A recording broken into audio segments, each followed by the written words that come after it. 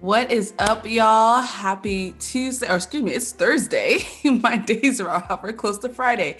What is up, y'all? I hope that you are all doing well. Welcome back to Adobe Live. My name is Idara Ekpo. I am going to be your host for today, and we are joined again with fine art photographer Bella Kotak. Bella, how are you doing today? Hello, happy to see you. Day 2, here we go. If y'all missed yesterday, as soon as you finish with today, you have to go back and go to YouTube, Behance, and make sure that you rewatch the replay of our live yesterday. It was honestly mind-blowing. I'm still recovering, and I'm not even ready. I don't know if I'm ready for today, but we're just gonna dive right into it. We had fun. That's all I'm gonna say. It was fun, and we're gonna have, I hope, a lot of fun today. We definitely will.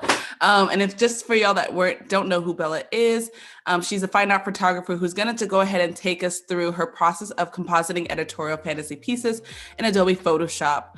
So if you are joining us today, especially if you're over on YouTube, make your way over to Behance so that way you can join the conversation. I see some people are in the chat. Make sure y'all go ahead and let us know where you are joining from. I am joining from sunny and hot Phoenix, Arizona. Bella, where are you joining from? I am joining from sunny and warm Oxford, England. Polar opposites. I mean, we can't compare. Today's a nice, gorgeous day, but I've been to Arizona and it's hot. Oh, it's ridiculous. Yeah. It's like we're getting towards we're in the hundreds now. Like we're making our way into that 100. Before you know, it'll be 110. Maybe we'll hit 120 this summer. So I'm not. Oh gosh. Marcy knows it will only get hotter from here. So welcome back, y'all. So just drop in the chat where you are joining from. And again, if you are all the way on YouTube, make your way over to behance.net/Adobe Live. And just for us to get started, make sure that you start your day with the creative encore of the Photoshop Creative Challenges hosted by Sam Peterson every weekday at 9 a.m. Pacific. You want to make sure you tune in and challenge yourself with a new prompt each day. And then if you missed the Adobe font stream, it is okay. Like I mentioned before, there's a replay. You can watch everything again on YouTube or Behance. So make sure you tune in and find those replays so you can get those skills. So Bella girl, what are we going to be doing today? Or even before that, if you can go ahead and introduce yourself, show a little bit of your work, especially for those that are joining us today. Okay, so hey everyone, I'm Bella Kotak, a fine art fashion photographer based in England and also in America. So I'm just pulled up my website here to give you just a quick, brief rundown. I shoot a lot of fairy tale, fantasy inspired art. A lot of it, honestly, is just like my ode to spring, which is like one of my favorite seasons. So there's a lot of flowers, a lot of changing seasons, a lot of whimsy. And I love fashion and creative, just any creative outlet. So I work with a lot of designers to create, fantastical images together because it is fun. Oh, it's so beautiful too. I'm going to say it again because I said it yesterday and I'll probably say it every day after today. But when I saw Bella's work, as y'all can probably tell, like my mouth dropped. It is freaking amazing. It is so stunning. Oh, Bella, thank you. This is just like, and I went on your Instagram yesterday and I was looking at like some of your growth because I know you talked about when you started, you were doing more of the self-portraits. So to see where you came from and where you are now, the journey and the growth is honestly mind-blowing. So kudos to you, girl, because it's beautiful work. Thank you so much. So honestly, a lot of the stuff that I've shoot is pretty much on the side of the road. Like these are literally in an alleyway, in a park, in my living room. And as it was, this is the picture that I worked on in my last Adobe Live. Wow. So yeah, that's what we did because I was all about composites. Ah. So yeah, and then these flowers are discarded flowers from someone's wedding. So yeah, a lot of my work is literally just put together like hodgepodge from different things that I find or source. And so I feel like I'm somebody that really tries to create something out of like not much. Yeah. And I really like the boundaries of like not much because Yeah. it makes you be more creative. Yes, I absolutely agree with that. And then plus it's not as much, I feel like, I think I might have said this yesterday, but I feel though sometimes we stress about having the equipment, having access to certain locations or expensive things that are going to make our work, you know, better and dreamier or whatever the case might be. But like you said, like you really don't need much. And it's so crazy because I was looking at your BTS highlight on Instagram and seeing how like literally on the side of the road, like people are driving by and you have someone literally on the side of the road. So it is phenomenal work. So thank you so much for joining us again today. I'm really excited for what we're getting into. I'm seeing the chat real quickly. We got people dropping where they're calling in from. Yay. Sam is from LA, sunny but not too hot at the moment. At the moment, hopefully it doesn't get too much hotter. I'm seeing Francisco is calling from San Francisco. I'm seeing DC, Florida, Montreal, everywhere. This is so great. Welcome, y'all. And so we're going to go ahead and get started. Bella, do you want to start with catching up with what we did yesterday and where we're at before we move into anything else, anything new? I think that's a great idea. All right, so here is the place that we started off yesterday. This was the beginning, which I believe is on this layer over here. So that's where we started. Obviously not quite, but you know, there. I shot this with a 15mm lens on a Canon R5 mirrorless camera. And whenever I shoot, as I explained yesterday, I like to shoot around the subject so that I can expand the frame so then I can control the crop. So we were just going through that process yesterday, and as we went through it, I was sort of going on a lot of different tangents to sort of like just address different obstacles that we all hit in the editing journey. So we covered a lot of topics about like just hang on. Just pretty much just how we expand, how we replace different body parts, how if you're bringing one image over from one image over into this one, and if it looks different in terms of like white balance, how to correct it, and just how to make the most of what you have. So we stretched this out as well, and so on. So today's focus is going to be just finishing this up. So I've got it here in another file. This bit that we actually reached yesterday was setting up a cleaning guide. So I just sort of started marking out exactly what I would look out for when I'm cleaning, because I thought that this is just a practice that I do regularly anyway to like make it a game for myself so I can like get this part done fast. And I'm really happy that actually a lot of people who watched this yesterday were saying that it actually helped to see exactly what you see. Yes, that was probably, I mean, I was gonna say it's probably the number one tip, but I really can't rank all the tips you gave us yesterday. But this is so important I find it to be really important because when I usually go in and do some of my cleanup, I'm just doing it in the moment. I don't take a moment to really analyze the full image. And then, like you said, analyze it, take a step away and come back and then give yourself that 15-minute kind of time limit to get it all done. So 100%. That is really nice to be able to, as something that I plan to take into my workflow, because it's just like you give yourself time to really analyze it and then you give yourself time to finish it. So I actually think I'm going to just write a little note so that people know exactly like what stage of the process we're on. Because I think that this is actually really important to just have an idea of workflow. Because I actually have a very specific way that I work. So for example, let's just change this to like a Helvetica. Oh, and it's in white. There we go. There we go. Just make it nice and bold so I can just share that. Okay.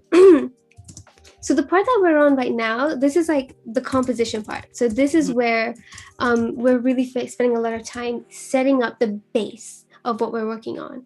I think it's really important because this then makes everything else so much easier. And the idea is that you don't come back often. Like once it's done, you're just saving yourself a lot of time. Yeah.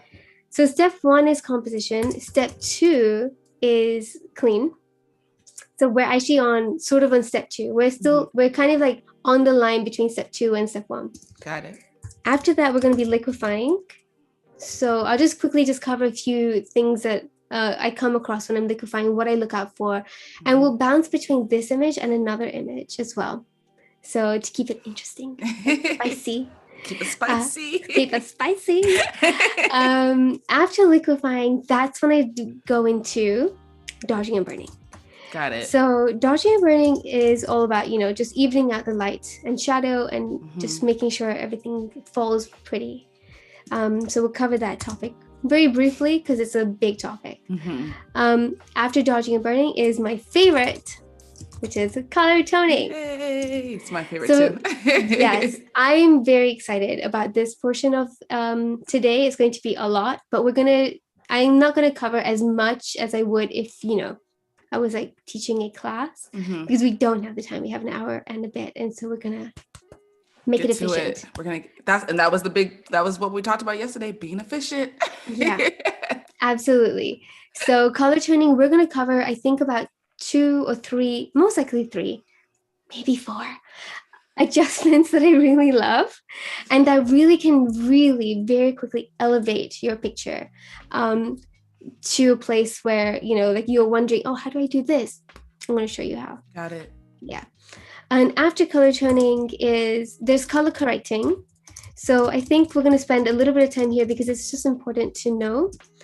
And the last step, which I really, really want to get to, and I really feel like even if there's like a timer we can set, because I think this is really important, is there's sharpening, which is after that, but we'll figure that out. But I think we'll put sharpening and, because it goes together. Okay. Prepping for social media. Okay. Yeah. So this is where we're going to cover like what size do I make the image when I share it to Instagram and Facebook, and how do you get that sharp, crisp look? Because I know a lot of people struggle with this. Yeah. Our photos go online, and I've come across so many accounts where the picture is bomb, but the quality is not so good. It's not there. And that's okay as well. But I'm just going to share how I do it. And I think it's been working for me so far. All right, perfect. Yeah. We have a full game plan here, so I'm excited. Yeah. Okay, so when it comes to cleaning, there are 2 tools that I use the most. Now, those 2 tools are the clone stamp tool and the healing tool, and the spot healing tool as well. Now, while I go on in this live, I really just encourage people to get involved in the chat. Share like any questions that you have, because that will really help the flow. Yes. If y'all have any questions, please be sure to drop them in the chat. And then again, if you are on YouTube and you want to be engaged, you want to ask Bella these questions, come to behance.net/Adobe Live so you can ask those questions. This is your time. Utilize it. So make sure y'all put those questions in the chat for her. Yeah, 100%. This is your time. So now the reason why I'm actually really focusing on cleaning this first before we expand, because as you can see, there's like gaps here that need to be filled yet. So we are going to be using the content aware tool, which is over here, the content aware. Oh, where did it go? Oh my goodness, I say it and then I forget. Hang on a minute. Oh no, I knew I was going too perfect. You'll find it. We'll find it when it comes to finding it. If we don't find it, we'll figure it out. If we don't find it, somebody will tell you where it is. No, please, guys. I'm going to buy myself some time. So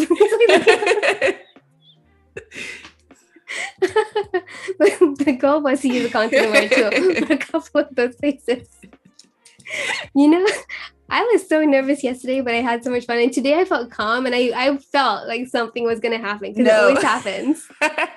When you feel Sam calm. did say you can press Control F to search for tools. Ooh, okay. I will look into that. Thank you, Sam. So there's a couple of ways that you can, these big footprints, which is one of the things that you really want to get rid of in a magical scene. I'm going to go ahead and just use a combination of the healing tool and the clone stamp tool. So right now what I'm doing is sourcing from any part of the image that doesn't have that, keeping it sort of flat. There's more things happening here. So I know that moving forward that I'm going to be adding some texture on that side. So right now it doesn't have to be perfect. It just sort of has to be like done. Okay. Yeah. So whenever I am cleaning anything, I always do it on a blank layer.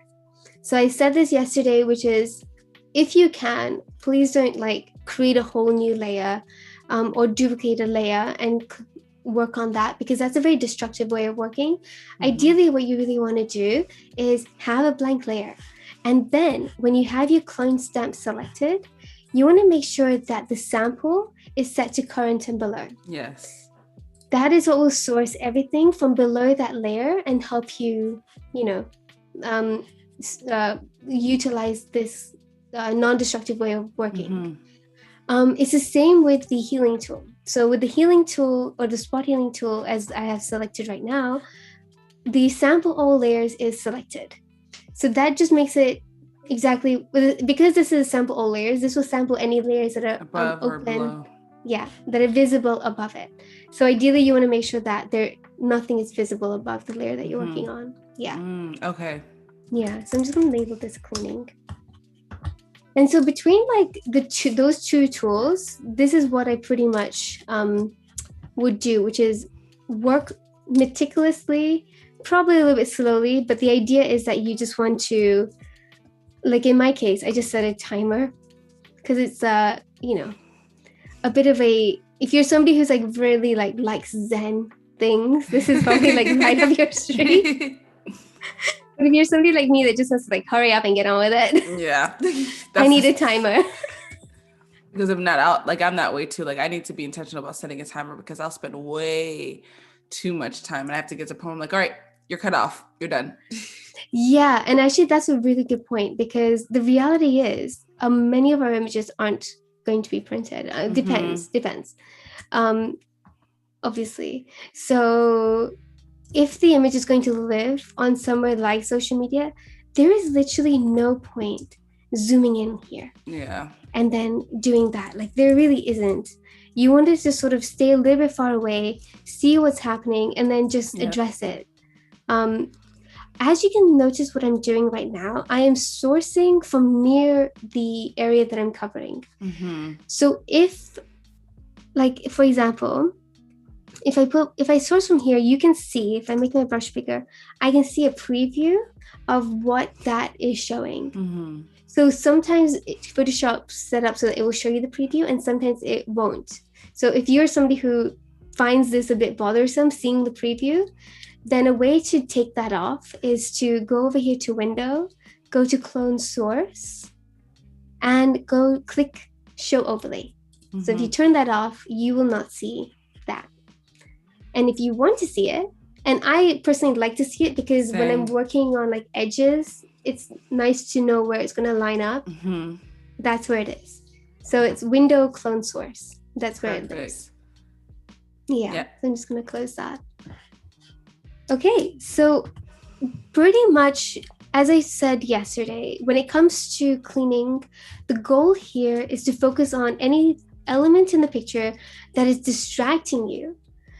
No, that is distracting you, actually. Yeah, distracting you as the creator, and that you feel will distract the viewer from the overall experience of them viewing the image. Absolutely. Yeah.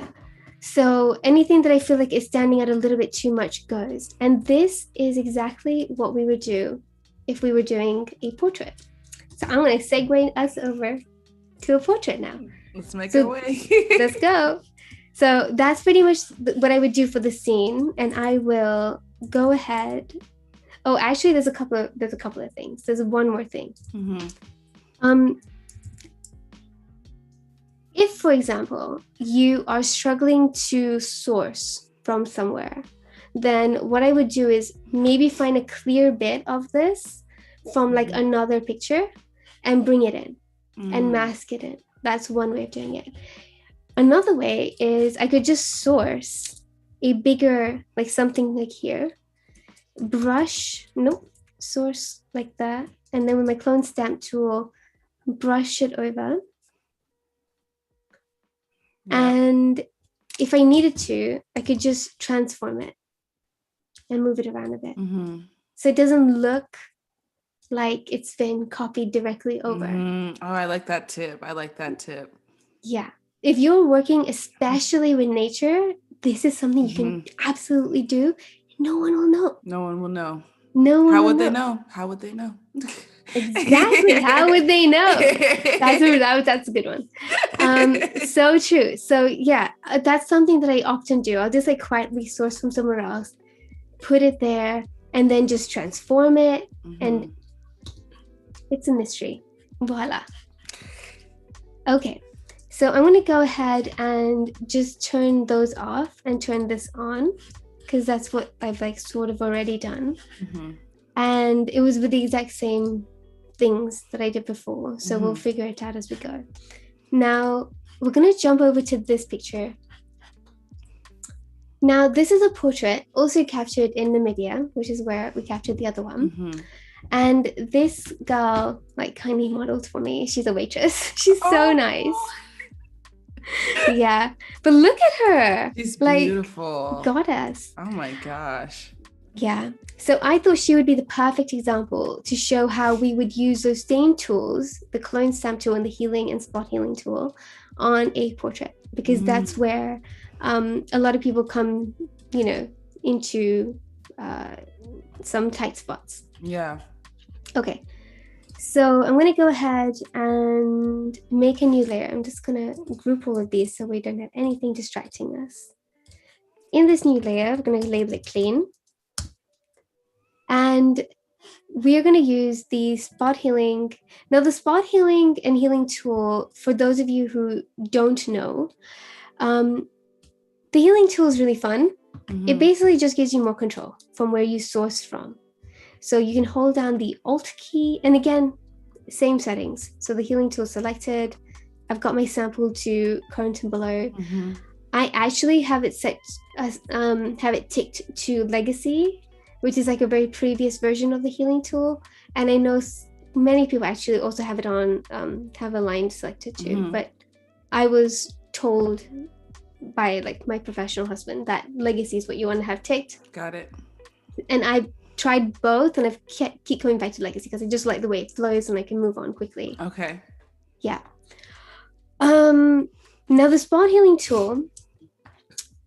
So when you see a portrait like this, I think what I will do is the cleaning guide again, so that we just have a sense of what would we clean. So for the cleaning guide, I'll just quickly change the color and just quickly mark out a bunch of things. So for example, anything that is sort of like a blemish and not like part of her. You know what I mean? So like, unless she specifically wanted it gone. So that would be like, scraps, maybe like some scars, like a few of these things over here. Birthmarks, yes or no, entirely up to you and on your subject. Freckles, I like to leave them because I think they're really cute, but sometimes the subject might want them gone. Spots, definitely yes. Like tiny bits of area on the face where the light is just catching a little bit. So, and it just sort of like throws the balance off. But again, it depends on what is this image for? Is this image for like editorial? Is it for fashion? Because they have a particular way. Is it a portrait? Because then you're not cleaning, you're not over retouching the subject to a place where they don't even look like themselves, because it's more about the subject. Yeah. Is it for a headshot? Like all of these things have different levels of attention that you would place on skin. So in my case, I try and just like get the skin to a place where it just honors the subject. So if they have stretch marks, I leave it there.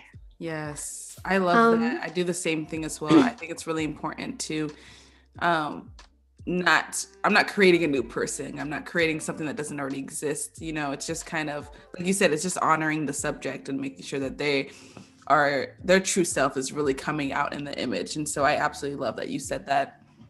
Yeah, because I think it's really important to also not give your subject a complex. Mm-hmm. No, absolutely. Like, imagine if you like clean them up so nicely and you're like, oh, but they look great. But that's your perception of great, and it might not be their perception of great. Exactly. Unless they want it, in which case that could just be like a conversation. And I've done that before. Early in my career, I remember when I started getting into retouching, I took photos of one of my friends. And while I was retouching, she has this like scar in her forehead that I took out. And then I sent her the image and she was like, where's my scar? And so I think it's important to be able to make sure that you're not doing what you think is best. It's, again, you're honoring your subject. And so that was important for her. She's like, it doesn't even look like me without my scar. I'm like, oh, okay. That was a lesson for me to be able to remind myself it is my subject that I want to make sure that is being seen and that she feels like she's being seen as her truest self as well. I love that. Okay, so here we go. This is sort of what I'll probably be cleaning. So all of these things.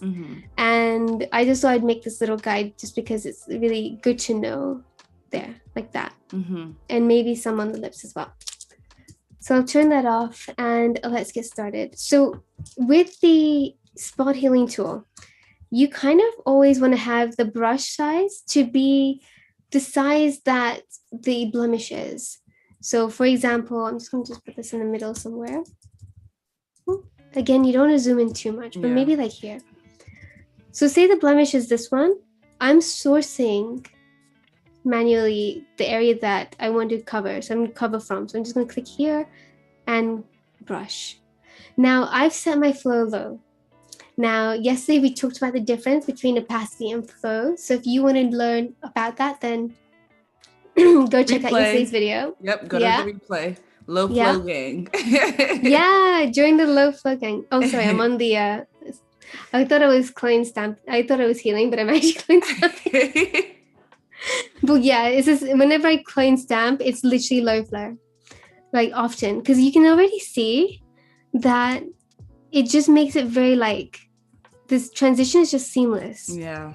You still keep, and when you are stamping on skin especially with a low flow, even if you go down to like 4% or 5%, that's how you can retain that texture.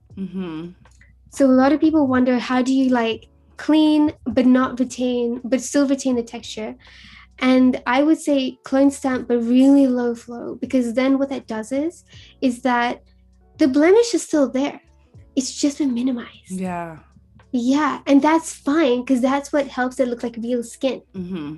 Like if you start getting rid of everything completely, you might have like a blotchy mess and lose the texture. Which has happened to me many, many times. No, same, absolutely. Yeah, so it's like, it's a normal thing.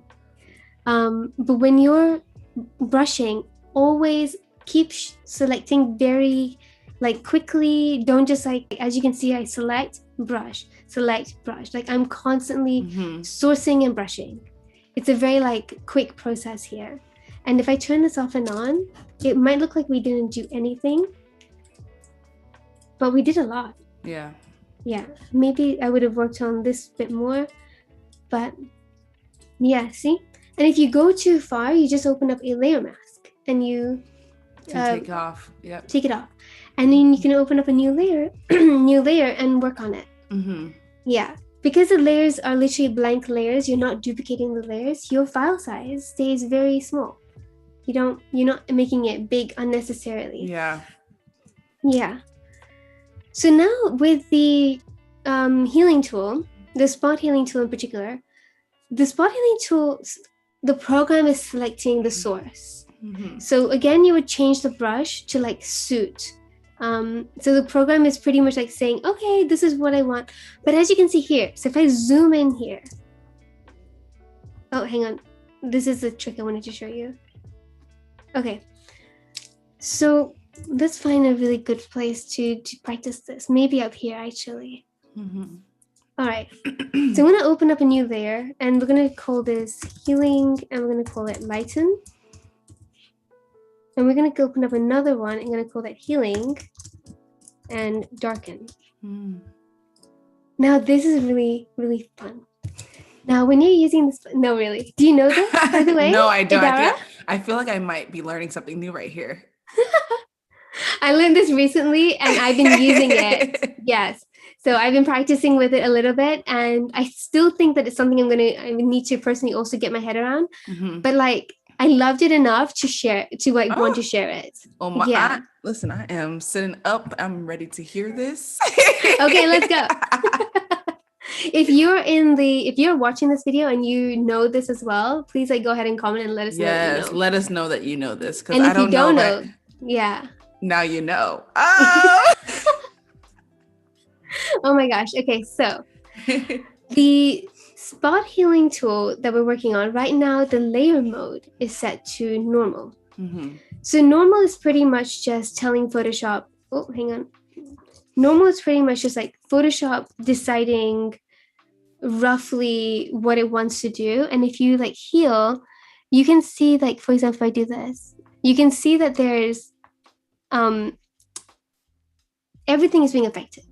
Like the light part of the image and the dark part of the image is all being affected together. But if you want to have a little bit more control with your healing tool, then you want to use a different blend mode to that layer. So I'm going to go back and just go back so that there's nothing on there. And now the only thing we're going to change is the blend mode. So this is the blend mode over here. There's two blend modes. There's the blend mode at the top, which is connected to the tool. So this is a tool blend mode, lighten and darken, which is the main two that we're going to be using.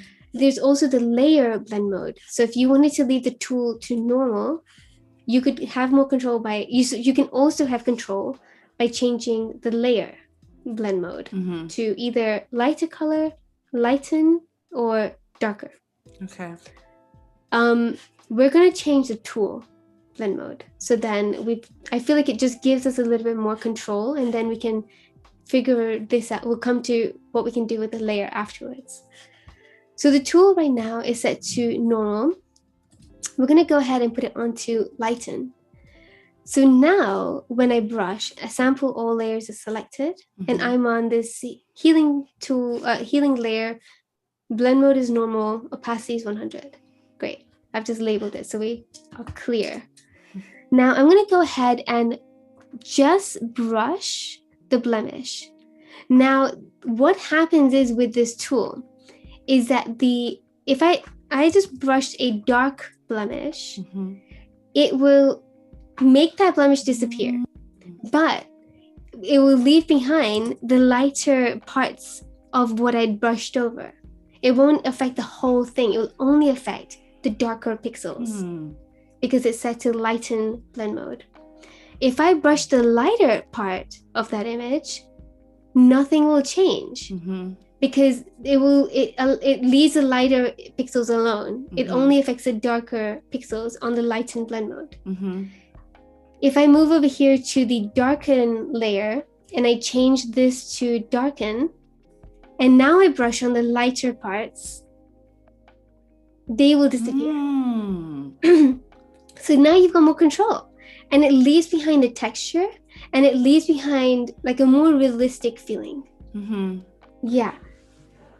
How did you learn this? I learned it on YouTube. Because, wow. I'm going to be real with you here. I learned it on YouTube because I love to just watch loads of YouTube videos. And it was like one of the ones that came up in my autoplay. And like I always had something playing on the side and it came up on my autoplay. So I turned and then I was like, ho. No, that's a big tip because like you said, like it leaves it realistic. It doesn't make it make it stand out. It now blends really cleanly with the skin. It is wild because I hadn't prior figured out what to do with wrinkles, because usually what I would do is like I would like clone stamp the wrinkles and then like bring down the opacity, and honestly that's fine too. Like really it's Photoshop. There's like 500 ways of doing something. But then I started doing this and it just makes it so natural. Yeah, like it's just so nice because the wrinkle is still there, but the lighter parts of the lighter, like not all the pixels have been affected. Yeah. Only either the light ones or the dark ones. Yeah. So if you had this, like if you had a wrinkle, for example, like the wrinkle on her forehead right here, that's darker, you would go on lighter and then go over that, and it will just get rid of the darker pixels, leaving the lighter pixels there and helping it blend in seamlessly with the skin. Correct. Wow, mind blown.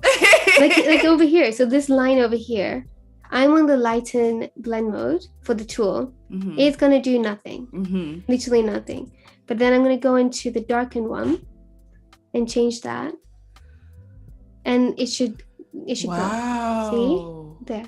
But you see these other light ones, like these other ones along over here, they've not been affected. No. Well, not that much.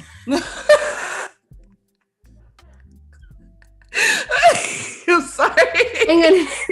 They shouldn't have been affected. Maybe. It's a theory we're still working out, but.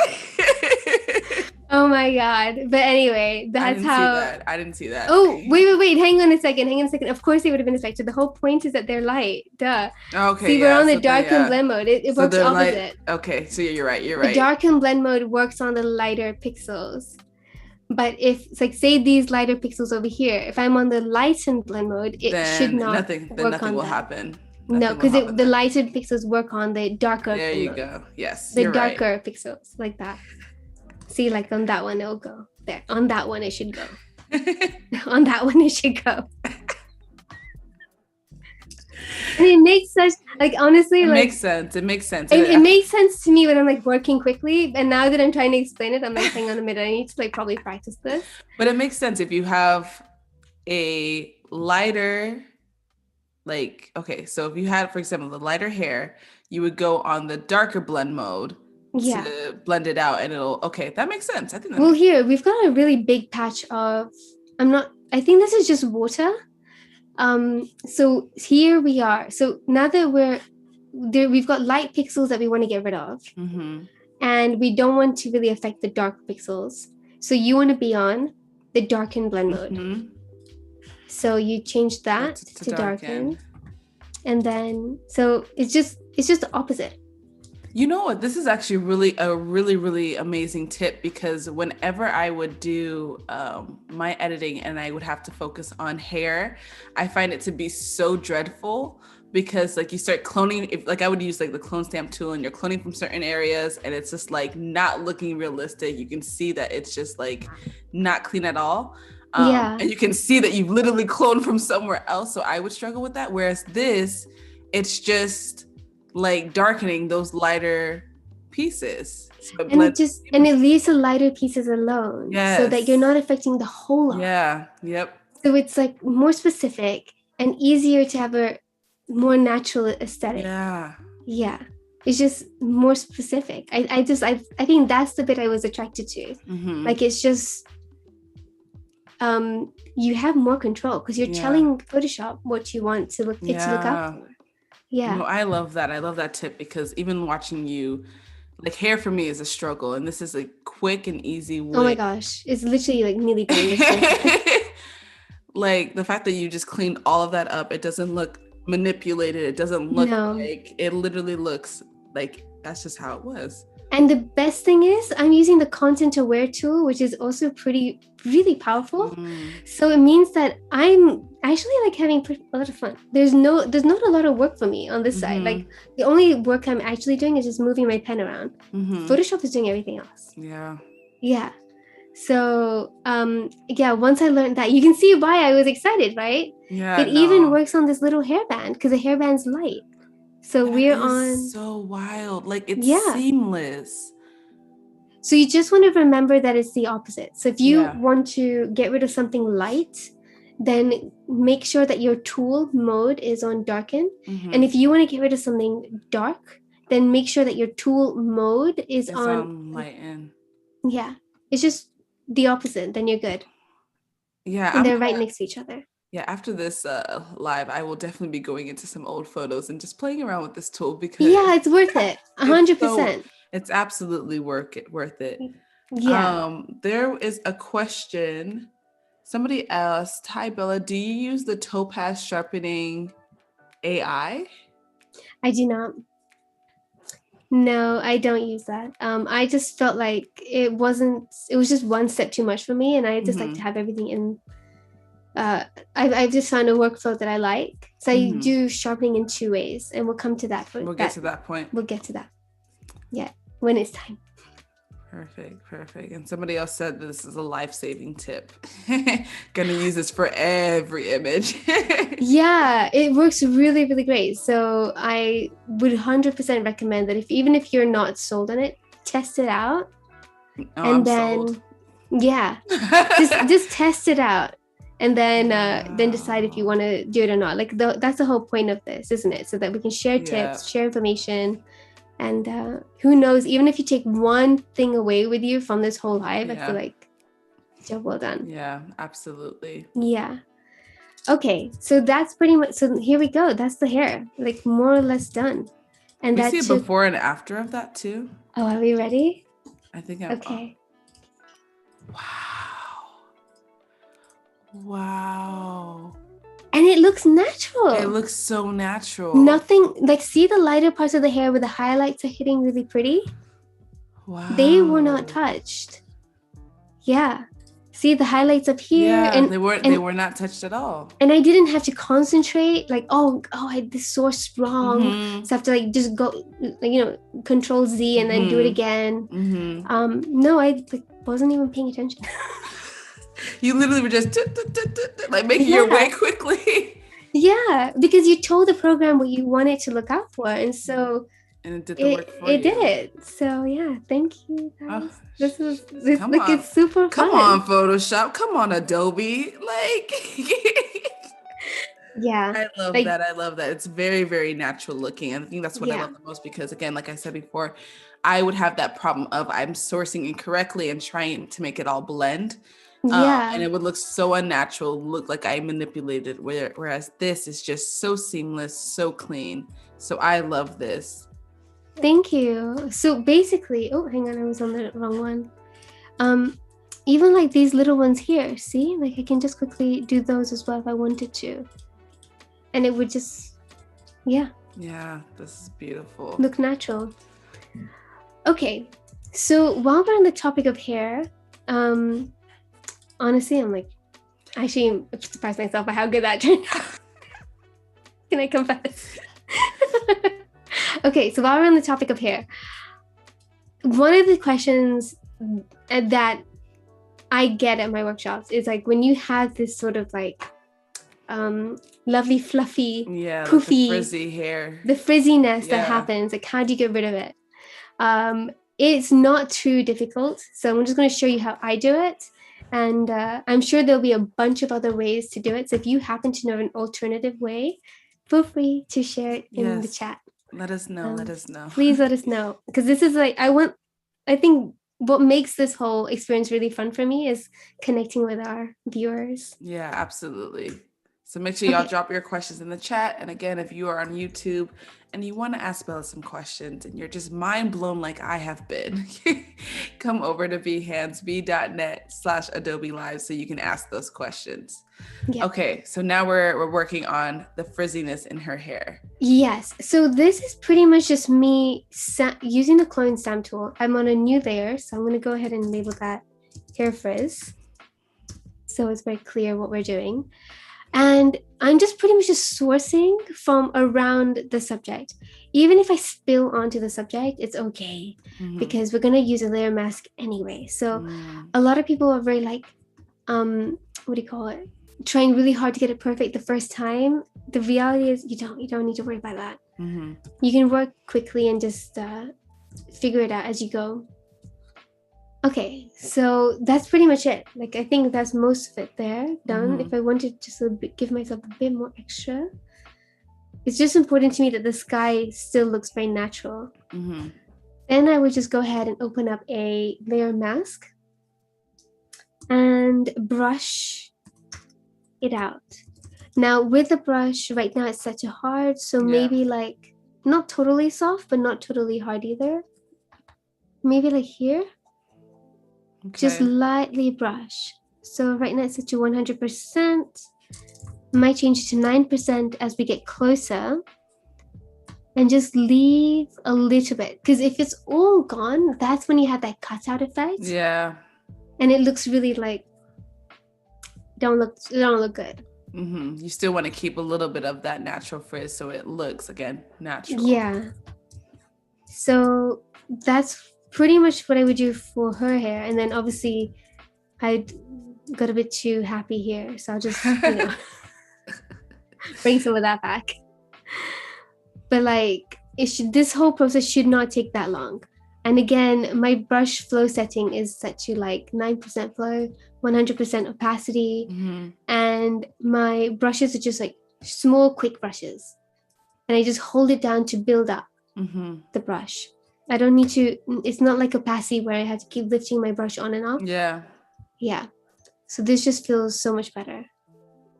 Okay. So this is one way of sorting out a hair. It's very like rudimental, but it gets the job done. I'm going to show you another way of doing this. So say there, see if I zoom out now and there, see? Yeah. So now that took what? Probably 1 minute. 1 minute? I don't think we're up to 2. Right. So that's like 1 minute hair. There. You see? Yeah. So that's like a really quick solution. So if you're working on something, that's perfect. Like that for social media is absolutely fine. It doesn't have to be like perfect. You still have a little bit of frizz at the top. That's what you want to show. Yeah. And you didn't like break yourself going in and like individually healing, trying to heal each strand and make sure it was all because that's also something that I used to do. No, I'm saying I'm agreeing because I'm like, I've done this all the wrong, well, not wrong, I guess it's preference, but if you want to be efficient, these tips are really good. Yeah, because basically what I was doing when I was prepping for this was I was just really writing down a list and thinking about all the things I used to do that I wish I'd known before. Yeah. So this was one of those tips. So I used to literally go in and like use the heal tool and then try and do the clone stamping tool. No, this is fine. This is good enough. Yeah, this works. Yeah, this works. It's quick. You can just see if we wanted to fluff up that cloud a bit more. We just select from here, lightly brush. And this is where that low flow really came in. Like I said, it changes the game. It does. Yeah. So there you go. That was one way. So another way of fixing hair frizz. So say for example, this is just for like example purposes. Oops, where are we? Here, and we just use a brush tool and brush back. So say, for example, we had cut our subject out. Now, when you cut your subject out, you'll have like a line, most likely. So I'm just creating this like this fake line. Like if you, and then I'll just like stamp this very quickly. Oh. There we go. Just stamp this so we have that really like clean line, like as you would if you like, use a pen tool. And try to crop her out. Yeah. Okay. So if we had like a clean line, we would say it's something like that there. So there's, it looks really like that. And that don't look good. Okay. I would make a brush that I would use to create the fuzz. Yeah. So to do that, you want to make sure that, so let's go into a new layer and we'll just call this like fake fuzz. You can tell I'm making it up as I go. Okay, so we want to go over here to the brush, and when that's selected, you just want to go to brush settings. And brush settings is really fun because this is where you can make your stuff. So right now, this is what my brush looks like. It's a very like straight line, which is what you want. Like it's very like uniform. That's what you want. So you want to go ahead and click on Shape Dynamics. And then if you select Shape Dynamics, you can change the control, which is what I already have it. So often it's just this. This is what you would have. So I have it set to fade. And now you can control the fade of that brush. How does it fade away? So I've set it to 200. You can set it to 500. You can set it to 20. And you can get a sense of like what that distance is, as we can see. So maybe for this one, we want to set it to like 50, for example, or maybe we can set it to 100. Yeah, let's try 100 and we can tweak it as we go. You can change. So the size jitter is what you really don't want right now. You're making hair, and hair doesn't have like this bubbles in it. So bring that right down to 0. This is the bit that sort of like lengthens your hair. As you can see, you can start to see a little bit of it coming through at the end there. Angle, jitter doesn't do much, and I'm going to leave the roundness off as well.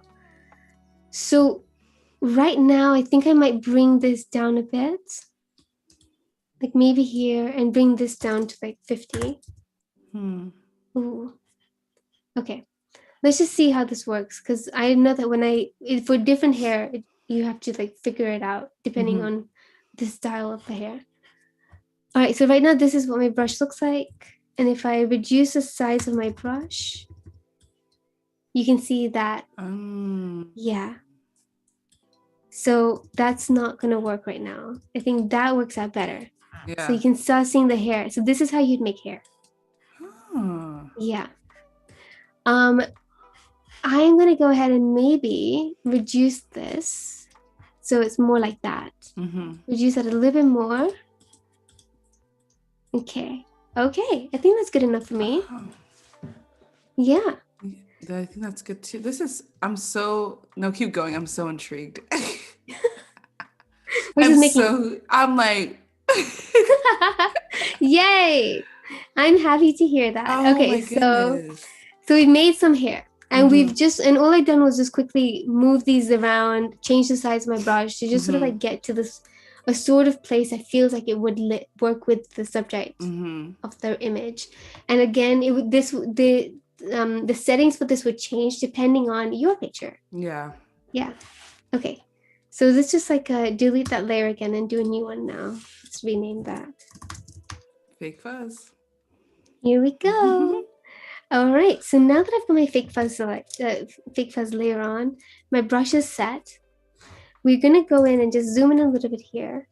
And I'm gonna select a color from her actual hair. Now, when I'm selecting the color, I'm gonna pull up the eyedropper tool and show you that I have the sample set to current and below. Because I'm working on a blank layer. If you have it set to all layers, again, it sources from anything above it. If you have it on current layer, it's not sourcing anything. Not sourcing anything, there's nothing there. So current and below it is. Sample size could be point sample, 3x3 or 5x5. Actually, I like to just go by 5x5. And what that does is it pretty much just like picks the average of the colors in that general area. So I feel like it just picks a more natural tone. You're not like, I don't know, unless you're looking for something very specific, but for what we need, the average is actually fine. Good. Yeah, it's good enough. Yeah, it's good enough. So I usually just leave it 5x5 average. And now I've got my brush selected, and now I'm going to do a quick brush. So this is where I would rotate accordingly. So if I was doing this by myself, I would rotate the canvas, because your hand, sometimes it's like weird doing that, right? Yeah, going in that direction. So you want to make sure it's comfortable for you to. So why go out of your way to be uncomfortable when you just rotate? Exactly. Nope. This is where that laziness comes in. We're not adding extra. This is so phenomenal. But you see, so I'm literally just sourcing from near her hair, from her actual hair color. Bella says, pause. Pause, girl. This is a lot. What? Huh? So you mean this whole time I could have been making hair? Like, that what you're telling me? I'm telling you, it's not so bad. You can do it. It's easy, actually. No, it's easy. And it's fun. This is the thing. I think if you can make Photoshop fun for you, then you're winning. Because I really struggle to, like I told you yesterday, right? Like I have really really bad ADHD where I just struggle to stay focused, and I really struggle to like stay in one place long. I'm always zipping around. So manage to find ways to just make the workflow really efficient so that when I am working on a picture, I can like bash it out. Yeah. And while I'm working on it, it doesn't feel so painful. Yeah. Oh, of course. Yeah. But so this is super fun. Like I can literally like have an anime on and do this. reading subtitles and like just brushing some hair. No, that multitasking is on a different level. It's on a different level. Yeah. Wow. And then you just move your canvas around to like suit. So if I'm brushing on this side now, like that, there. See? So somebody said, now I know how to get my hair back. Now y'all know. Now you know. Yay. Okay. So this might not be the most perfect job because obviously, we're working, teaching. I threw this together super fast, but pretty much take your time here. It's okay if it's not perfect. You can go back into your layers and figure it out. Another thing that I would recommend is at the bottom here, and you can't really see it, but I can see it. You see all these bits, like the stubs, like the beginnings of it.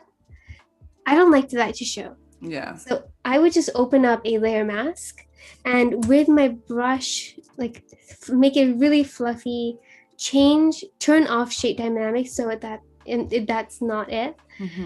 It's not hair. Change the flow, bring it down, and just lightly brush with black to just clean up that bit. Yeah. So that you can see them start disappearing a little bit now. See? It just blends it in. Yeah. So see like over here, there, just blend it blends in, everything gently. Yeah. So that's that low flow that just helps you blend everything so nicely. And again, how long did this take? Literally, I don't know, like 5 minutes, like a few minutes. Wow. I love that you can just make it, because I'm thinking about like not only is it good for hair, it's also good for like, I would imagine it also working for like eyebrows if you wanted to kind of fill in someone's eyebrows, because I've tried that in the past and not knowing how to make it look like natural hairs. But girl, like now I know. It's exactly. So it's like eyebrows, tail. It's like tails if you're shooting horses. Pets, like if you're shooting pets and there's like some patches missing and the owner is like, oh, please make Teddy look great. Brush the hair. Wow. I'm sure if I was, shooting a male and they wanted me to connect their beard, maybe I could do that. Yeah, no, true. Fix their sideburns. Yes, fix sideburns, because that's another thing. Yeah, definitely eyelashes. Because it's natural, and you saw the way, like over here, how it comes off at the end is perfect for eyelash. Wow. Just start a little bit earlier. Yeah, and then flip it through, and then just brush it away. Wow. Yeah. Don't start on the eyelash. Start before, like in the middle of the eye. This is dangerous. This is dangerous. Okay, Dara, I'm going to see your pictures now. I'm going to be like, she knows. She knows. Yep. Yeah, so I'm going to zoom out so we can see. So we've had none. But you always want some fuzz. Yeah. You do. And also, you can always duplicate it. So that layer, so it piles on top of each other. Yeah, like if say for example, this is too light, it still doesn't look quite great. You can just duplicate the layer, change the opacity of that layer to whatever you want it to be, and it looks good enough. Yeah. Wow. Yeah. Somebody said, I saw this done for sweater fuzz to make it look natural. Sweater fuzz is super hard to select too. That's a good point. Yeah. Oh, I've not done it for sweaters. mm-mm. Yeah, but then I don't really shoot a lot of sweaters. But that's a really good point. Oh, Sonja said we're gonna see some hairy pictures from now on. You might. I might be I might be giving people haircuts. I might be. Oh my God. We should start a series. Connecting beards that don't connect. I might be giving, I don't have eyelashes, so you might be seeing me with eyelashes. Listen. Oh my God. Yeah, we should do a series. Like what's real and what's not. What's real, what's not. Tell me it's not real. I bet. Yeah. That would be super fun. Telling people to like guess if it's real or not. Like Frank just said, Frank, my guy, like, yes, your beard must connect by force. By force, the beard must connect. I love that tip. Thank you so much, Bella, for that. That was phenomenal. Oh, you're welcome. I had fun. That was something I really wanted to share because it really helped me. Yeah. So I'm really glad if it can help somebody else. Oh, girl, okay, so I'm going to go ahead. Yay! Yay! Okay, I'm going to go ahead and close the brush settings. Now, sorry. Let's jump back to the image we were working on because I think it'd be super cool to finish that picture that we started. And as we go, basically what I will, I actually have a few images ready for us to talk about in case we get to a particular subject and I want to address it. So that's what that was. For anybody wondering. So I'm going to go ahead and carry on with showing you where this image is going. Because as we go, we're going to like cover more things and then we can pop back between the images. So after cleaning, I started to like fill in all the gaps in this in the corners. So for example, over here, this particular picture is literally just from another photo. All I did was just cut it out from another photo and throw it in. Now, usually what you would do is you would connect this with a layer mask. Sometimes what you can also do is because you're just throwing that in and it's just like a small piece of a picture, I would actually just probably just like use that layer and then just connect it myself without a layer mask to blend it in more. So I'll just like use a clone stamp tool, source from the actual layer itself, and just get it really nicely blended in. So as you can see, like that. There's two, you can see there's a same like a same pattern. So that's usually like a giveaway for when something's been clone stamped. So I'm just going to go ahead and cover that from another part of the image.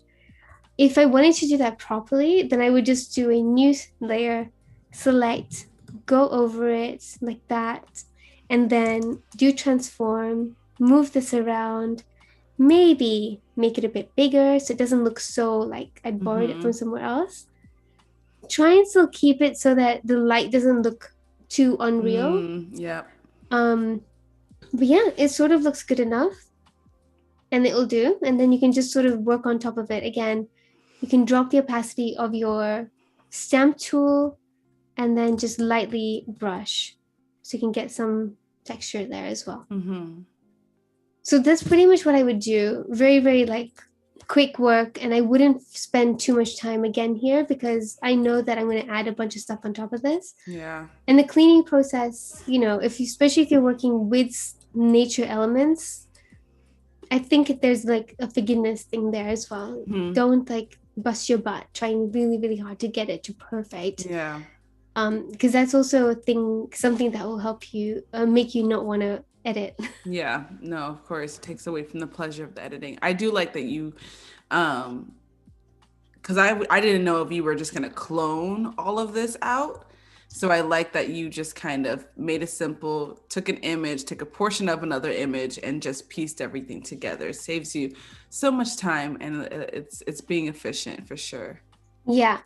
So then this is what I was going to talk about earlier, and I said I forgot how to do it, but I just Did you just remember? to be honest, I did know it was there. I just couldn't see it. Oh, okay. Yeah. And the reason I couldn't see it is because right now nothing is selected on the picture. It's literally like clean. So the option is Not blanked there. out. So we were looking at it. So yeah, we were looking at it. At it. Didn't notice it. It's okay. Honestly, what a moment. What a moment. So on a new layer, it's just a blank layer. I'm going to use my marquee tool and say select something like this. I'm going to go over here to edit and go to the now available content aware fill, because you've told Photoshop that this is the area that I want to fill. So now it knows you've asked it, and now it's showing you a preview of where it's going to source from. So everything in green is where it's going to source it from. And then here is a preview where it's going to show you what that looks like. Yeah. If you like it, you can just go ahead and say okay, and it will more or less do the job for you. Exactly. And it looks really good. So now what about if you're doing something like over here? So I'm going to open this up, another layer, and this time I'm going to do the same thing. Select that, like, okay, dear Photoshop, please fill this, and go to constant aware fill. Dear Photoshop, please do the things. Please do the things. Please so that I don't have to. Yes. So we don't have to be stressed. Do it for us. So the preview actually looks pretty good. So you can see over here. I don't know if there's a way for me to make this bigger. Yeah, here we go. Yeah. Okay, so the preview, as you can see, actually looks pretty good. But for example, if it didn't look good, then what we would do is have a look at what Photoshop is sourcing from to fill that space. So right now it is sourcing from these rocks, this plant. I don't really want those two things sourced. So the brush is automatically set to delete. So all you need to do is just brush out, which you don't want Photoshop to source from. So I don't want it to source from any of this. I just want it to source from the sand. Yeah. So I'll take that out. I'll take this rock out as well. And then it's kind of analyzing that area. Yeah, it will just yeah. I don't know if it'll do it with this picture because I'm pretty sure it didn't source from it. But I just wanted to share that in case you or somebody who's watching is using this tool and they're like, this looks weird. Yeah. That's what you would do. You would control where it sources from and it should do the trick. Yeah. So then you hit OK. And it's pretty much done. Yeah. Again, you can now see like it, because I had that whole square selected, I didn't need the whole square, as you can see. So I'm going to go ahead and just make a layer mask, make it black, and then brush back using the white brush tool what I want. So again, with my flow set to 9%, it's like my magic number. I really just clearly love 9%. I'm just gonna like blend it in. Right in. Yeah, just blend it in. Making a note that okay, I'm gonna come here and fix those because I'm not sure what they are and they don't really look that great. So just gently brushing, and you can see it's like blended in quite nicely.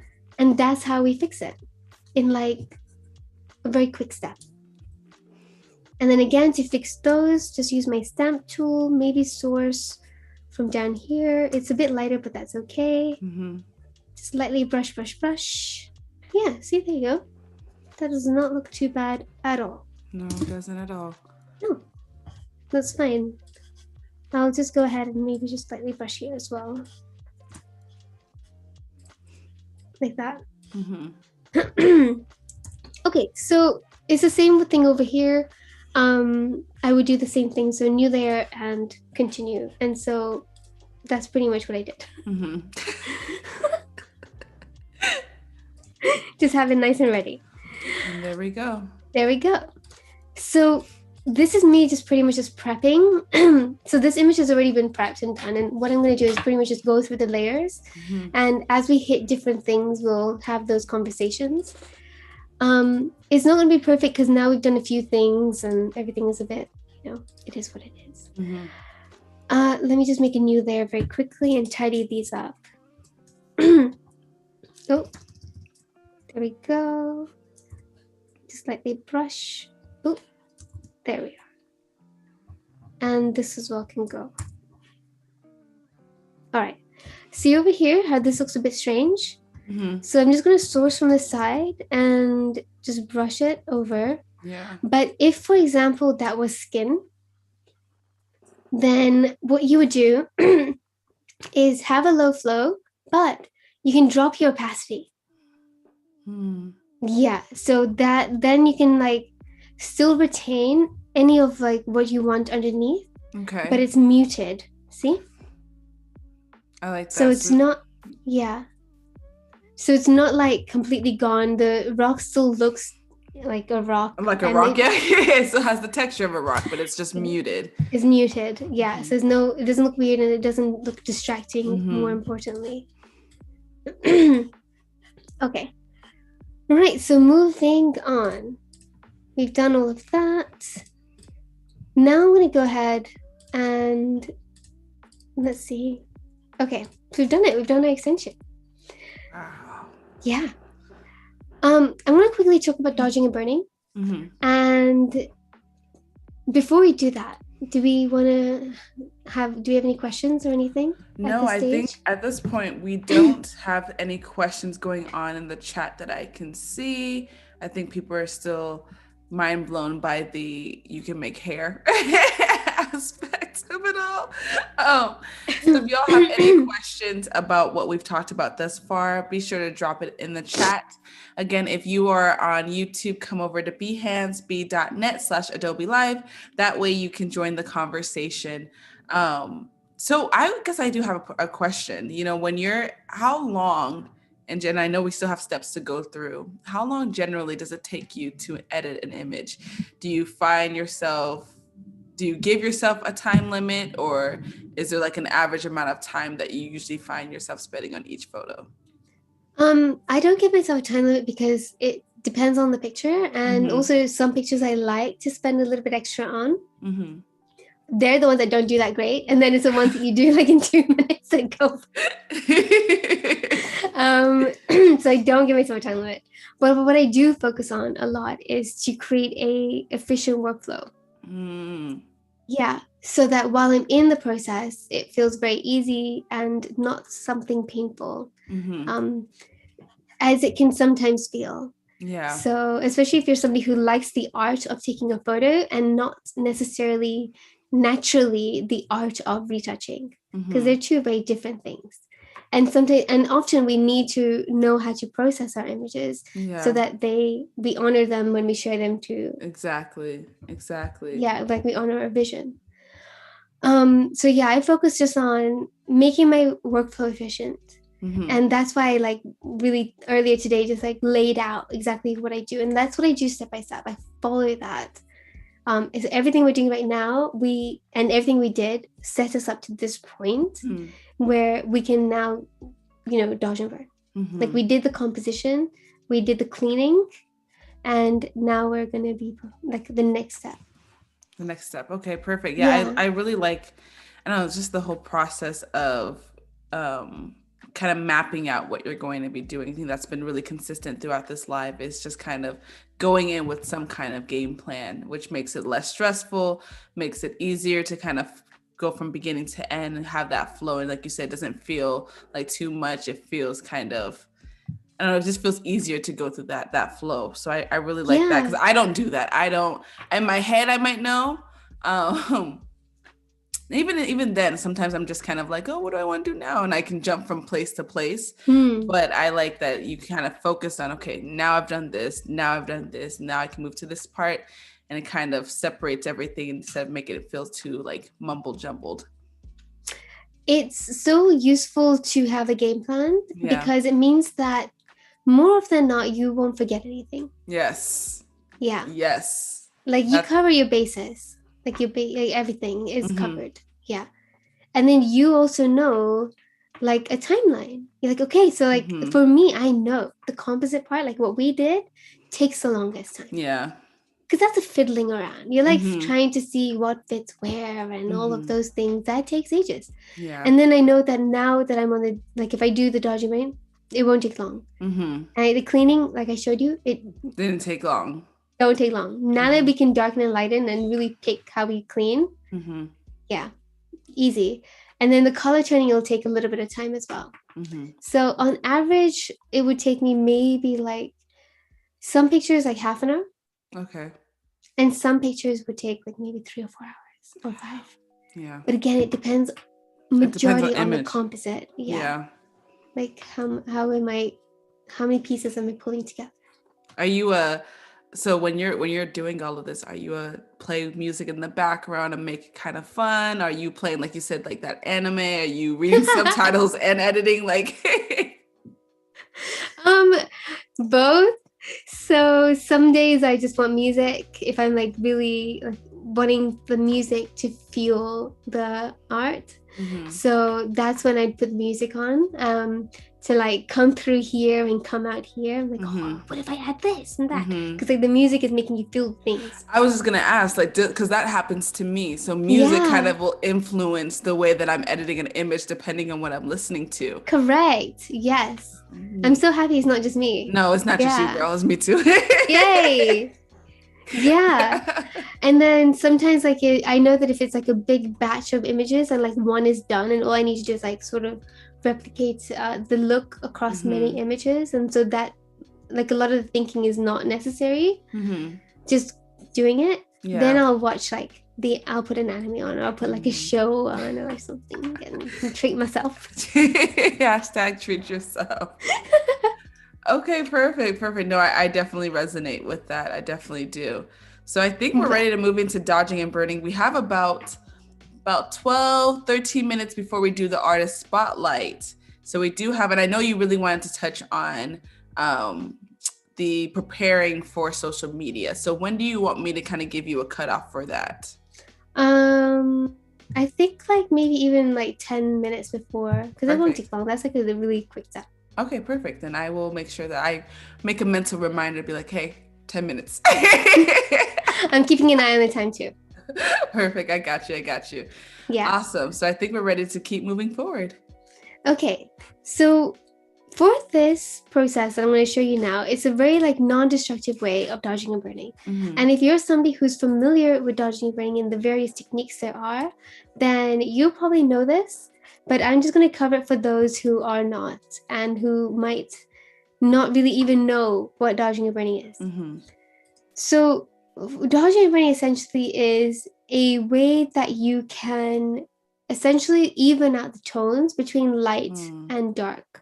So just the way the light hits on a person or a subject and on the image, we're just going to like use these tools and curves especially to just get a more cohesive light play in our photo. Because sometimes you look at your work and be like, you just can't put your finger on it. And sometimes it's the light.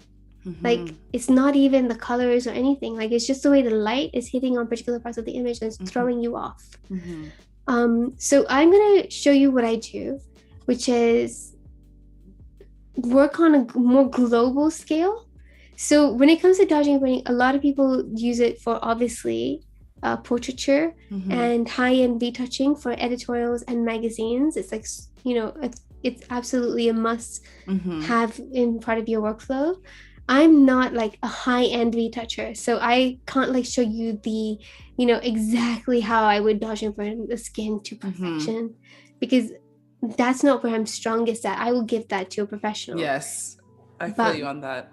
Yeah, and that's fine. Like that's a very normal thing to do, to give that part of the process to a professional. It's very normal. Because you got to be a really particular type of person to be sitting there and burning pixels. No, it's it's funny because like when I started going into learning about skin editing, someone told me that that's like usually how professionals will dodge and burn. And I was like, I don't have the patience for that. I will do just enough. And I will leave that for the professionals. Yes, and that's okay. But what I'm going to show you is literally how the same things that they would use. So what I did was, and I'll start it again, is go over here to my adjustment panel, select the curves tool, and we're going to name this curve dot. We're going to go ahead and drag this middle point up. And we're going to just sort of like, we're not going to go too high like here. That's just like not necessary. But like somewhere like here, like the midpoint between these squares is absolutely fine. We don't want that to show because we're going to pick where that adjustment is showing on the picture. So we don't want it to show. So what do? We invert our layer mask by holding down Command and I. So that layer mask has been inverted. So now that adjustment is there.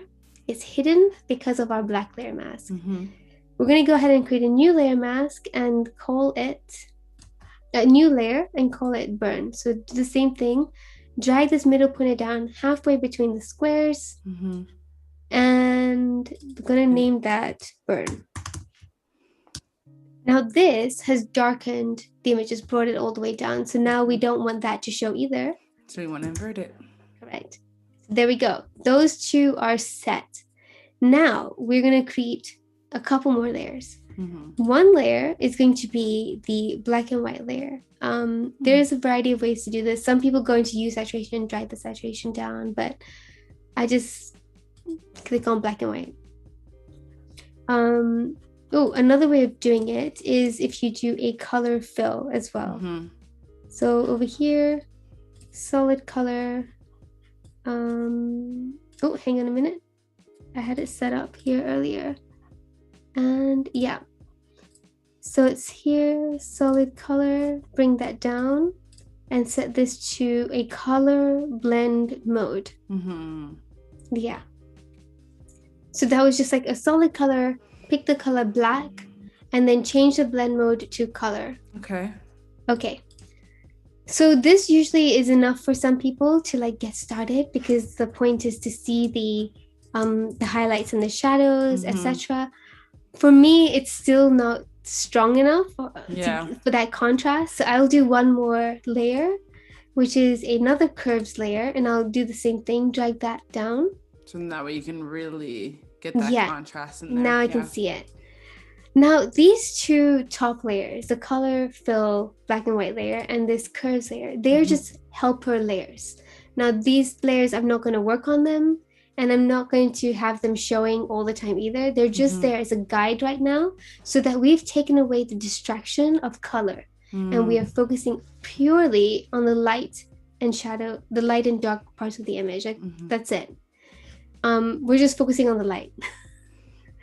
Okay, so now I'm going to go ahead and click on the dodge layer. And with my brush set to like 100% flow and opacity, gonna brush to show you what that looks like. So that's that adjustment that we'd made come through. Now obviously that's a lot. That's not how you would do it. So I'm just gonna Control Z myself back in time and change the flow to 1%. Now people would be like, oh my god, 1%. Like, oh, by the way, prior to this point, everything would have been fixed. Like we would have fixed the pin on her hair, the hair across her face, etc. All of this would have been fixed. We would not be working on this image unless that was done at that stage.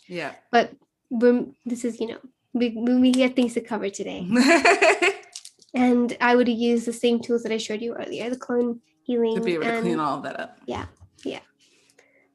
Okay, so now with my brush set to 1%, I am lightly going to just smooth out, sort of, the shadows and light part of the image. So I'm just going to like bring some light up to like her upper lip because I like that. So I'm going to enhance that. Maybe enhance the tip of her nose. I like to use this to enhance makeup. So like the inner corners of the eyes. If her eyes were open, it's really nice to brush the pupils to make them stand out a bit more. I think here I'm just going to brush it across as if it was a highlighter. I'm going to brush it across the headpiece to make it stand out a bit more, because that's always really fun. And maybe also across the choker as well. So I'm not brushing very long strokes. The strokes I'm making are pretty much, if I show you, short and quick. Mm-hmm. Yeah, so that's what they look like. They're just really short and quick. Any part of the image that might be a bit too dark is going to just get lightened up a tiny bit, like here. Maybe bring some down here. If you've gone too far, like I think I did here, switch it up. So go back to the black brush and brush that adjustment that you made away. And so the burn, if I come back here, I'm just going to lightly, with it on white, show it under her chin to define her chin a little bit more. Come down here. I like to also go into dodge and bring it across the hair, because that's always fun as well. Especially if you've got like curls. Do it at the end of the curl. See, like over here? Like that. Yeah. Just here. And then dive between the two. So burn, and like the burning is really good for eyeshadow as well. Especially the corners of the eye, to like really enhance your makeup artist's makeup.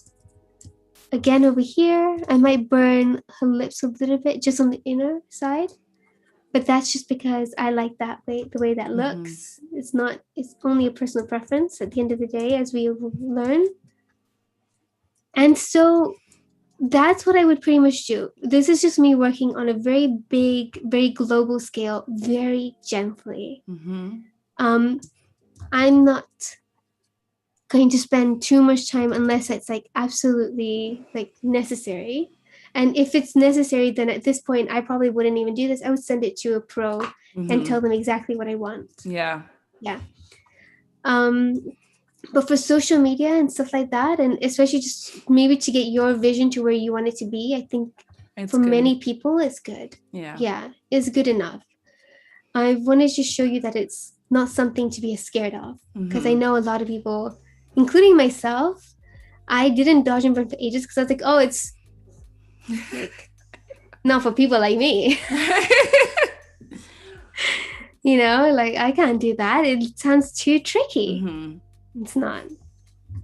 It's really not. It's not. And like you said, you can really, it's really just also enhancing where the light naturally falls as well. So you're not really creating anything new. You're just kind of making sure that you can pull out or retract from certain areas a bit more. So I enjoy dodging and burning. I do it a lot on my portraits, just to really kind of, again, wherever the light falls on the face or in the body, I just want to bring it out a little bit more, or maybe there's some shadows I want to be able to pull back, and it helps to give your image so much more dimension as well.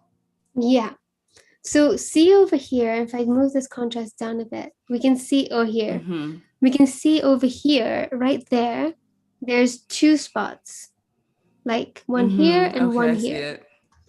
So you can just go into the dodge tool, change the size of your brush, and lightly brush over them. And that's what you would pretty much do. See? And now they're gone. Now they're gone. Oh, yeah. Well, they should be gone. Yeah, see, like over here, just lightly brush with that dodge tool and it should go. Oh, hang on. You won't know until you do this. There. See there? Yeah. See those two spots? They're gone. They're gone. Yeah. So these are our guidance layers. So you can turn them on and off. And there's some more up here. So dodging and burning only works for light. It doesn't really work for texture. Texture is what you would use the clone, stamp, and healing tool to fix. You wouldn't use clone and healing to fix the light. Yes. Because that's what you would do at this stage. Yeah.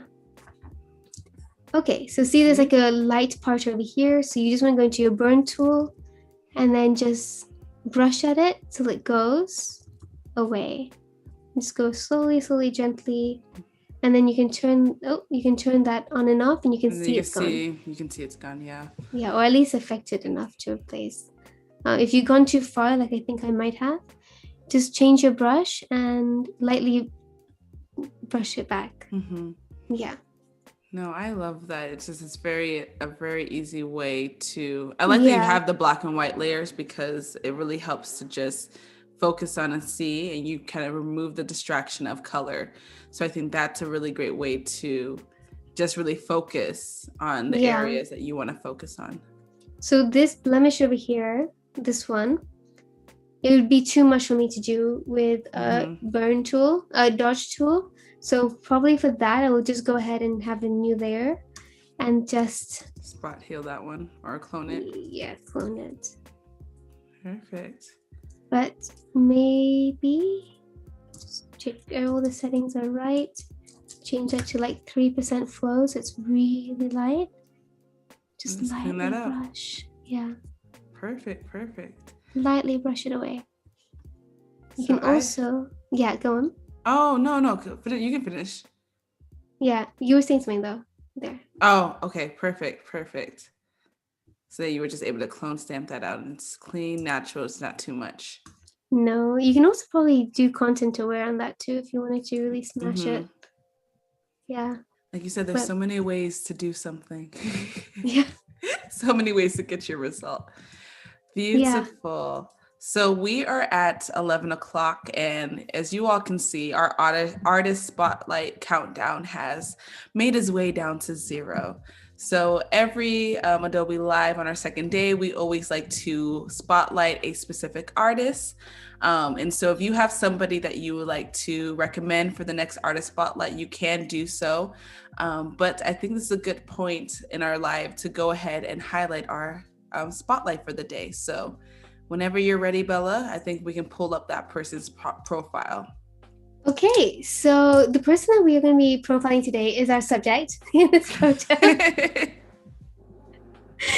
So this is Brandy Nicole. We were actually together on a trip to Namibia, and she is a photographer that I really, really admire, and capturing her portrait was like really like a moment for me. I was really, really happy about it, that she allowed me to do that, and it was just so much fun. So this is her photography Instagram, and she is predominantly a very soft, feminine, like floral loving artist, and she actually does a lot of self-portraits. So I started out as well in photography in self-portrait. So I think this is one of the things I also just love to see when women, especially, or just people, when people capture themselves. Yes. There's just something about the way that you would capture yourself that maybe somebody else won't.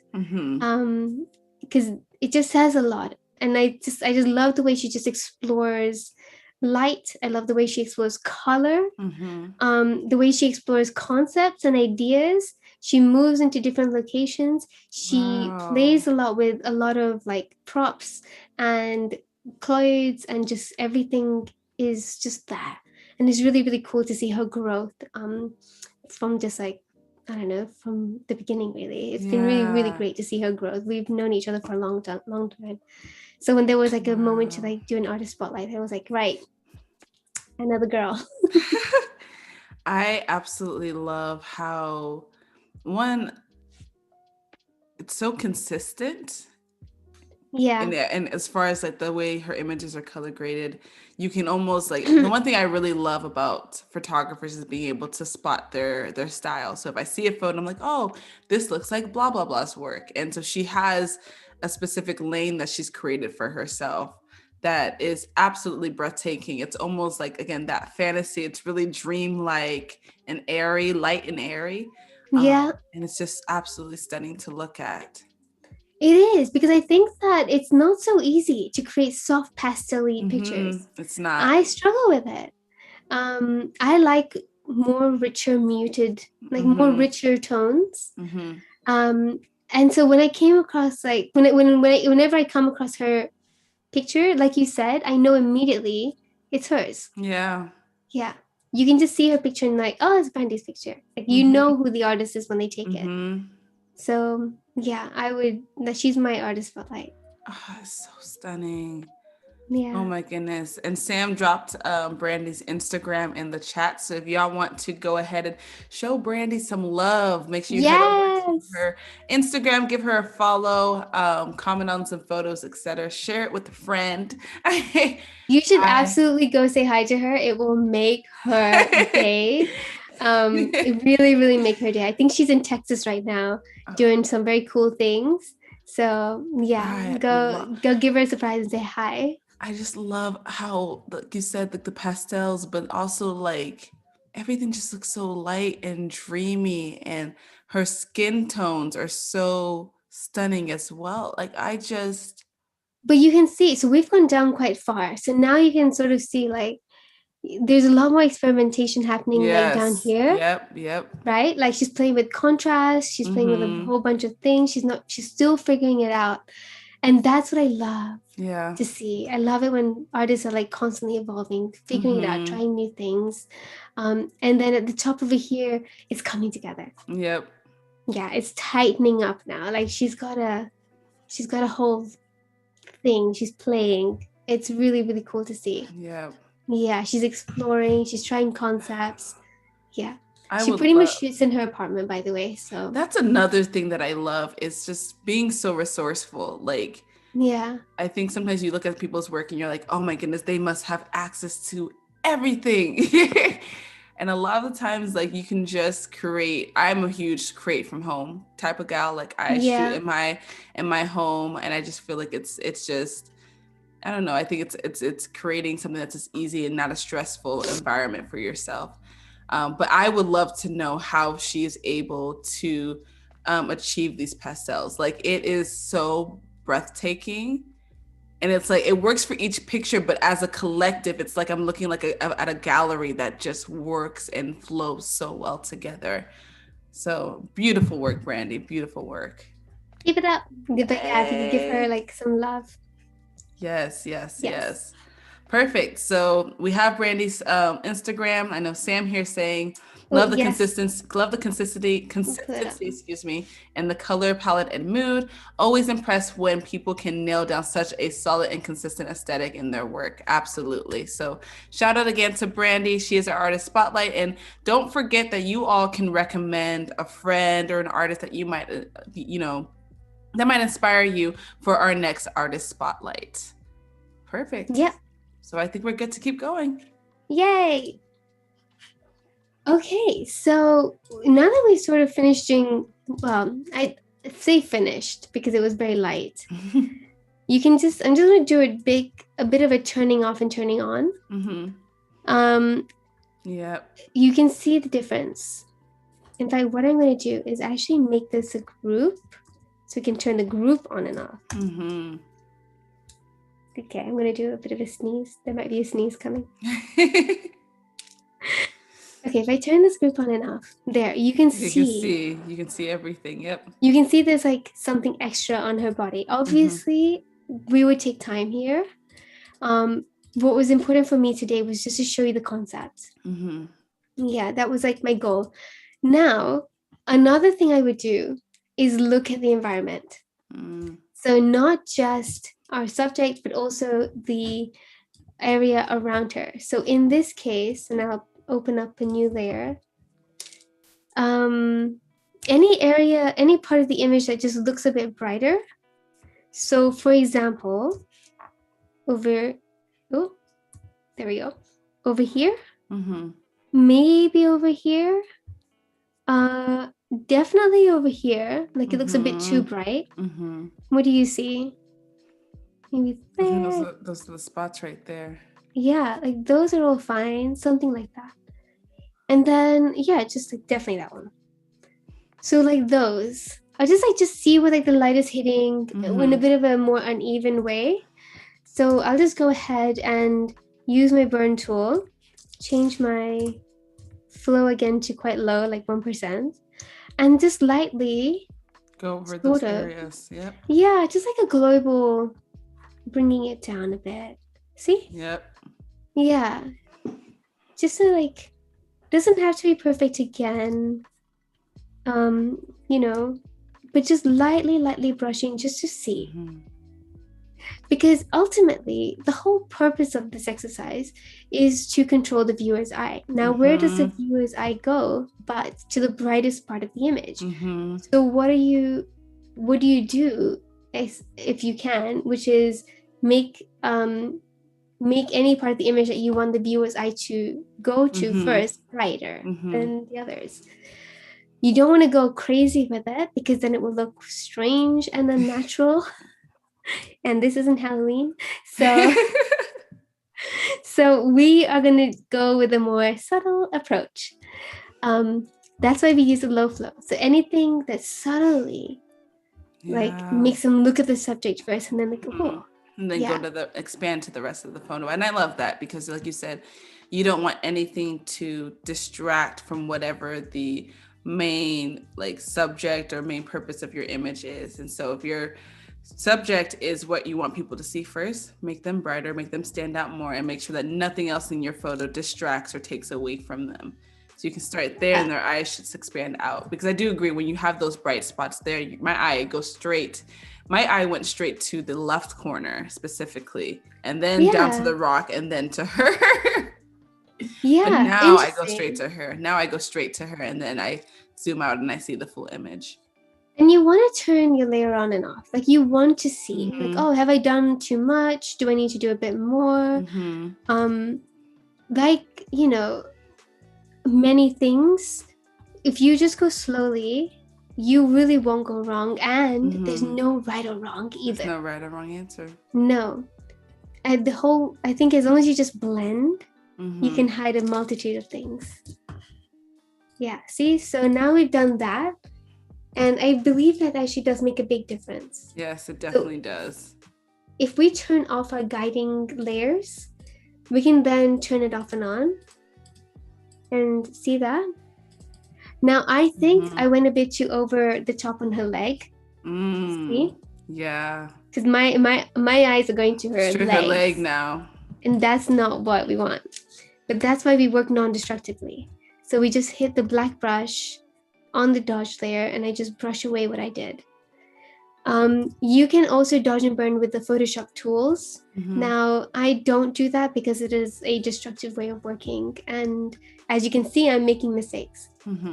So, and that's okay. And that's okay. You want to leave room for that. You want to leave room from that. All right. So that's pretty much done. I'm just going to burn it a little bit, actually, and maybe even bring this up here just a tiny bit. Okay. So if I turn this on and off, that's a little bit better. Okay, but that's the general concept of that.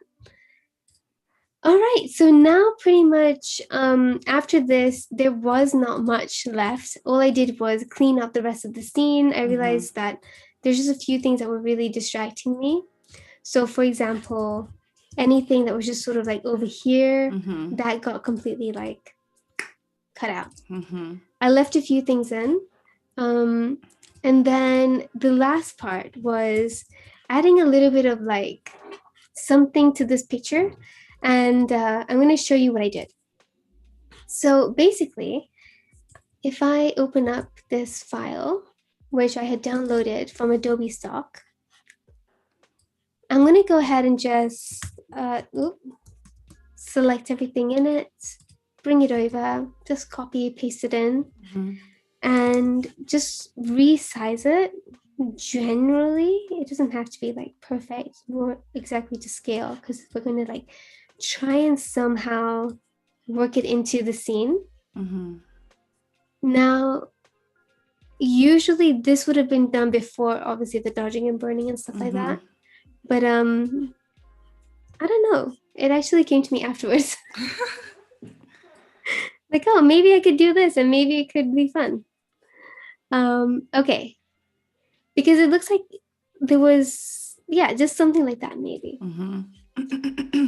Because this is a image that I selected this picture because of the black background actually, because I know that can hide quite quickly if you just go to the screen mode. So that's what I did. I like had to look at all the options for like dust and dirt and clouds. And I saw this one, which is pretty much what I was looking for. It's like moving dust. Mm-hmm. And then because it was on a black background, I know that if I go to screen mode, the black background disappears. Yep. Mm-hmm. And so then I can just open up a layer mask and start blending it into the scene by just lightly brushing. So here I am just lightly brushing. And then because it's quite sharp, it's standing out from the rest of the scene. So how would we like blend it in a bit more? Well, we would blur it. So I'm going to go ahead and just duplicate that layer so we have it in case I make a mistake on this one. So go to filter, blur, and give it a Gaussian blur. But I don't want to like do like a super, I mean, to be honest, that does look really nice. Yeah, I wasn't going to give it like a super blur, but yeah, you just want to blur it a little bit. But actually, I think that did actually look really nice. I was at 7. It did look really nice. And it fits the photo so perfectly. Doesn't it? The reason why I thought of it was because I put dust on her. So I felt like sand on her. So I felt like it makes sense to have like some wind taking that sand away.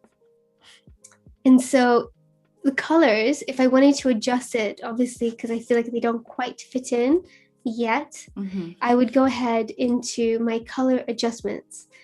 Now, because we're running low on time, I think, yeah, I'm just going to cover like 1 or 2 that I feel like would change anybody's picture. So the first one is Selective Color. Ah, that's my best friend. Yay! Me and Selective Color are like this. We are one.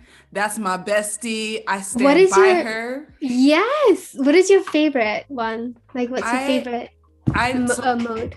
So just for me, when I do any kind of color grading, I just love to use Selective Color because you can target certain images or certain colors in my image and then play with the colors within that color. So like I started color grading in Lightroom and that was fun, but I didn't feel like I had as much control. So Selective Color was really great because I could go into my reds and then I felt like, okay, I can remove the cyans, I can add magentas, and that is a game changer for all of my color grading. When people ask me, oh, how do I color grade? That's usually the number one tool I utilize. Yes, so I would highly recommend anybody who hasn't used Selective Color before or enough to give it a go. Do you know about the whites and neutrals and the blacks? Yes. Those are I don't use neutrals often and I want to start using neutrals more. I use whites and blacks a lot. I use the whites more so to get more of like a vintage kind of look to some of my images. And so I'll add like blues or greens to my whites. Blacks are really great to add I might add like some reds or reds or purple or magenta into those colors, into the blacks. But I haven't done much with neutrals. Right. Okay. So the white is for affecting the highlights in that image. The neutrals are for modifying the midtones. And your blacks are for your shadows. Correct. Yeah. So neutrals I like freaking love. So they might become your new bestie. Yeah. Wow. So I'm going to go ahead, and actually the purpose of this was to affect that layer only. So I'm going to go ahead and clip it to that layer. So now any adjustment I make is only affecting that layer. So I'm going to just move the midtones of this image around a little bit to sort of get it to blend with the rest of the scene. And essentially it's just a case of working with the sliders. Now I'm going to turn this off and on. And you can see immediately, just by pushing and pulling those sliders and just watching that layer and the ones below, the area below it, we're just like, we want to set it. Yeah. If I wanted to, I could go into whites and any part, like see if there's anything being affected in the lighter parts of that image as well. I don't really see a lot of difference, I'm honest with you. I don't see much, no. But there might be something in the blacks, there you go. There you go. I actually don't like that too much because you can see now it's breaking up and that's not what we want. So I'll bring that back. I want that fade away. So I actually don't think there's anything in the blacks, to be honest with you, that need to be worked on. Okay, the next thing I would probably do is jump into curves. Now, curves I want to cover really fast again because it's something that does really, really help knowing about. When you're in curves, you can affect not just the light and dark parts of the image, so you can create a lovely contrast should you choose by an S curve like this, or you can actually color tone by diving into the red, green, and blue channels. Now, when you dive into these, and let me clip this once more. When you dive into these, you can really explore the colors within those individual channels. So if you push the reds up, you can see the reds being affected. But if you bring it down, it takes away the red from that, which actually looks pretty good. And so you want to just play with it by pushing and pulling those points in the red, green, and blue. So if you push the green up, the yellow is being affected. If you pull it down, it takes it away. So you just want to go ahead and push and pull these to just to create the colors you want, but also just like see what's possible, because that's also very nice as well. So just like that, I'm just moving the slider back and forth, and I feel that looks so stunning. It's so much more, like you said, a part of the image. It doesn't feel like it was a separate photo that you just added in. And then someone had mentioned that they love how the sand hits the stone.